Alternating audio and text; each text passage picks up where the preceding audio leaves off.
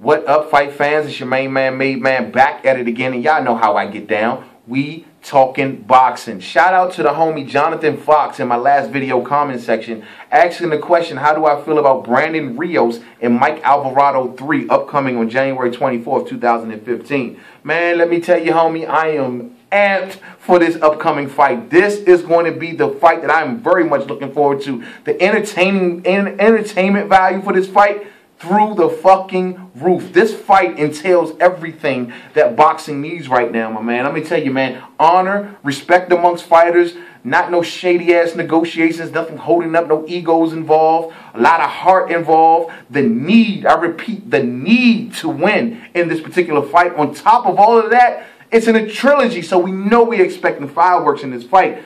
Looking forward to this fight, especially coming off the 2014 that we're coming off with the string of fights that we just got finished witnessing, man.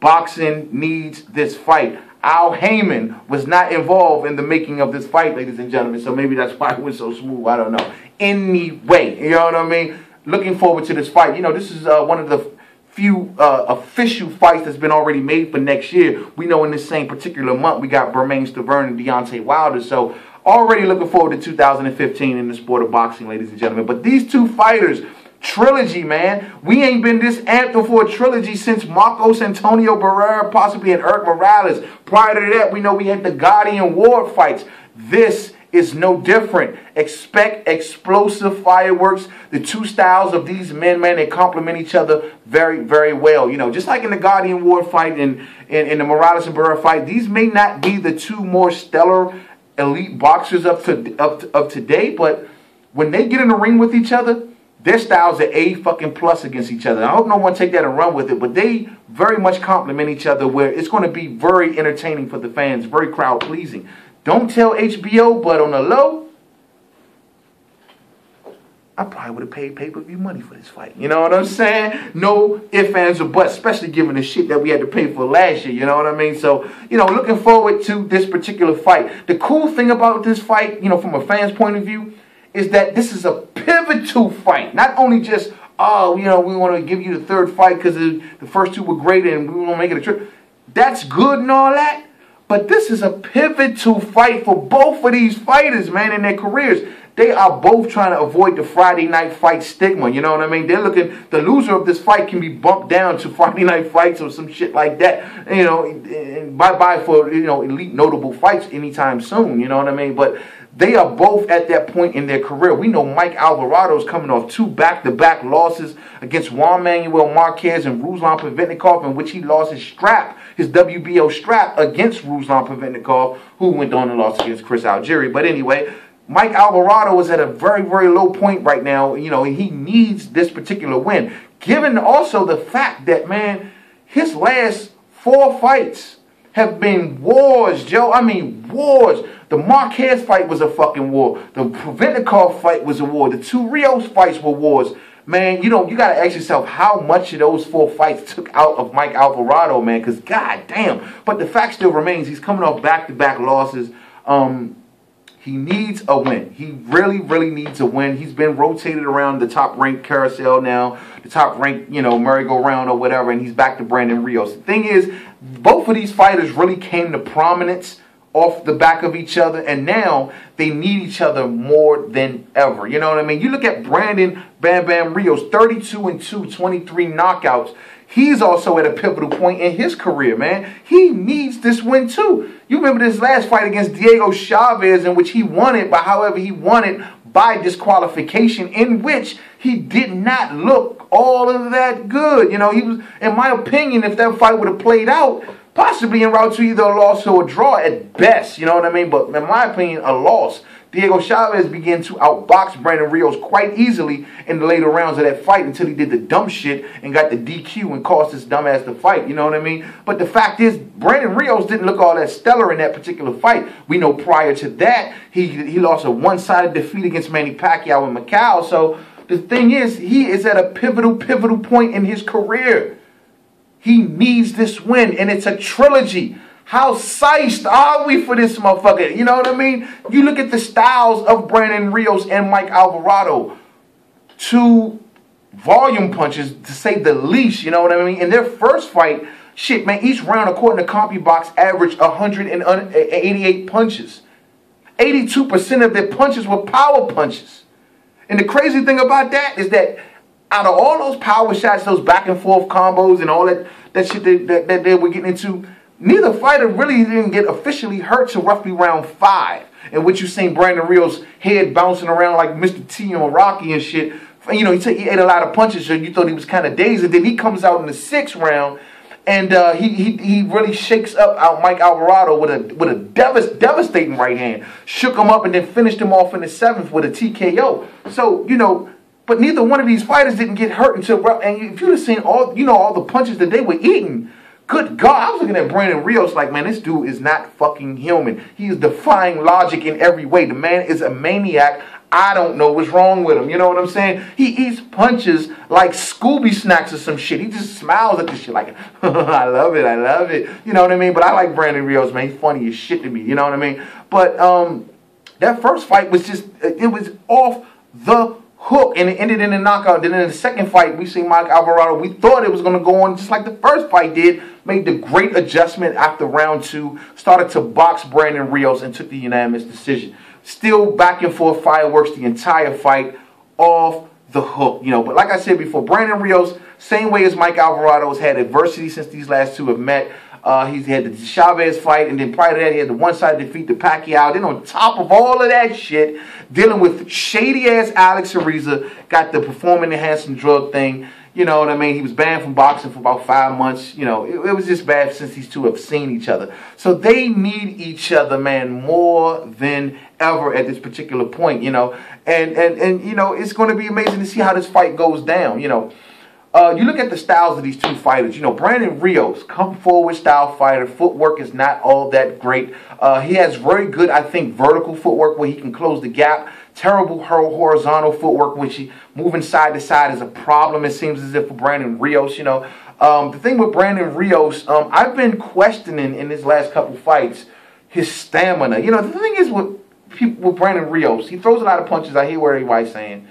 But is it me, or does he look drained in his last few? It seemed, you know, we know he had a problem. He was killing himself to make the 140-pound division. But even in the 147-pound division against like Pacquiao, he looked drained in that particular fight also, you know. So we know Brandon Rios has been killing himself to make weight, man. You know what I mean? When he rehydrates, he damn near rehydrates all the way up to damn near 160 pounds, damn near, you know. Likewise for Mike Alvarado, you know what I mean? But the thing is that Brandon Rios is, man, he look like he'd be just killing himself to make weight. But anyway, I hope that's not the case here. But anyway, Brandon Rios, like I said before, has terrible horizontal movement, great vertical movement, in my opinion. He gets hit a hell of a lot. I'm honestly, like I said, I don't know what's wrong with the man. I think he, you know, when Brandon Rios gets older in age, man, I'm saying when he talks, it's going to be, you know, God forbid, you know, I'm just going to say that, God forbid, but fact is, he eats a lot of punches, man. He takes a lot of punches, but with that, he has an iron fucking chin. You know what I mean? He's never been knocked out. You know what I mean? He's always been in a lot of work, but he's never been knocked out. The man, you know, he's trying his best to avoid the stigma of being like a human punching bag, what a lot of people want to call him. You know, he's trying to get out of that stigma, but it's hard not to call him that when he eats so many punches. His head movement is not that well, but you know, when the thing is with Brandon Rios, when he closes the gap and he can get up on you and he starts throwing punches from every fucking way, that octopus style, man, that's when he is extremely dangerous. When Brandon Rios closes the distance and he gets up on you, he just throws. He's throwing. He's just throwing. He's throwing. And he packs a very, very good left hook. You know what I'm saying? So that is the thing. If he fights a rangy style fight, it's tough for Brandon Rios, especially a guy who moves side to side. But if he can make it a phone booth close in style fight where he can trade with the guy, that's Brandon Rios' style of fight. He'll smile at that style of fight all day. Mike Alvarado, on the other hand, he's a boxer puncher, in my opinion. You know, he has subpar, very good, decent footwork. He packs a good jab. He throws multiple jabs, which is, you know, very good for him. And he throws fast multiple jabs. But they're, you know, just like Brandon Rios, he's not a big puncher. He has to wear you down with punches.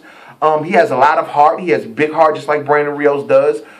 This guy, but the thing is with Mike Alvarado, in my opinion, he gets lured into brawls, and that's to me his downfall. If he gets lured into a brawl, that's to me not the strongest point for Mike Alvarado. When he boxes pretty good, you know what I mean? And to me, that's his strong point. If you go back to the Alvarado Rios 2, like I said before, we thought the fight was going to go similar to the first one, which in many ways it did. But however, there was an adjustment made on Alvarado's part roughly after the second round, in which he began to box Rios. Even in the first fight, at the points when he boxed Rios, when he moved around Rios and he hit the combinations, he was connecting cleanly and he will move and get out of there. That was when Rios struggled with Alvarado. But however, when he got in close with him, he was very successful against Alvarado. So, you know, Alvarado needs to keep full extension on his punches against Rios. And that's what it is. When he fights and he gets full extension on his punches, he's not the tallest fighter, but he does have very, very good reach. So when he gets full extension on his punches, he packs good pop in his punches.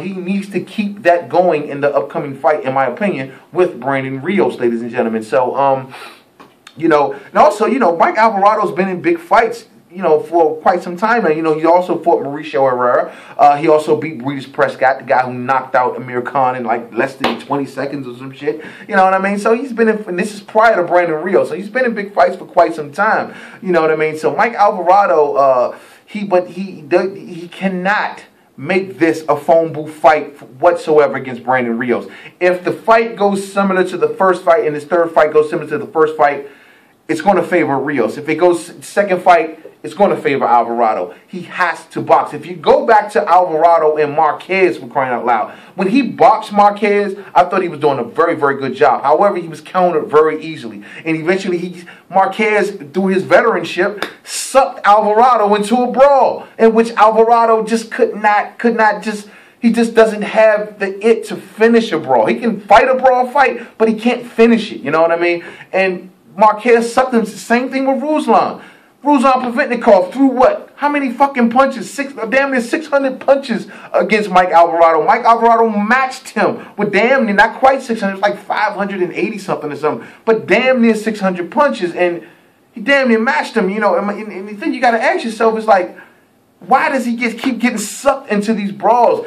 His ring generalship, you know what I mean? It seems like he needs to work on that. He doesn't let the fighter dance to his beat, you know what I'm saying? He gets sucked into the other fighter's beat way too easy, and Ruslan sucked him into a brawl, got him exchanging back and forth, and that was not good for Alvarado, you know what I mean? So if Brandon Rios is smart, he's definitely going to look to make this as a brawl. According to Robert Garcia, his trainer, and I quote, "Brandon is not a boxer. We're going to go in there for the knockout." You know what I mean? Now, so it's, you know, that's the best way that Brandon has any sort of chance. But if Alvarado is smart, he will keep the distance, keep the extension, keep the pop on his punches. It is the best way, you know what I mean, for him to road to victory. Especially, he does not need to be in another war after his last 4 fights, man. He's been in some bruising fucking wars, Joe. Bruising wars. You know, so, you know, those are some just early takes on the fight, in my opinion, right there. I'll give more videos pertaining to this fight as we get closer. But, ladies and gentlemen, this is going to be explosive, man. Fucking explosive. And I'm telling you, I would have paid fucking possibly pay-per-view money for this motherfucker.